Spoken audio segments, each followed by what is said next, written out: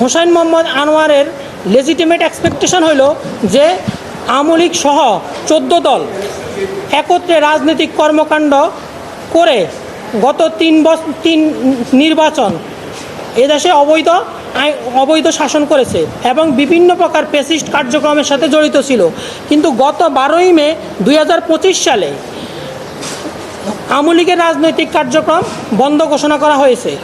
সেখানে পরিপত্র জারি করে আওয়ামী লীগের সকল ধরনের সভা সমাবেশ মিছিল মিটিং নিষিদ্ধ করা হয়েছে।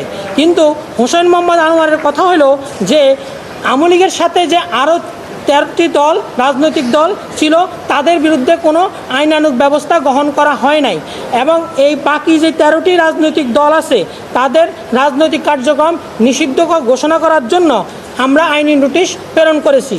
13টি রাজনৈতিক দল বাকি 13টি রাজনৈতিক দল হলো জাতীয় পার্টির এরশাদ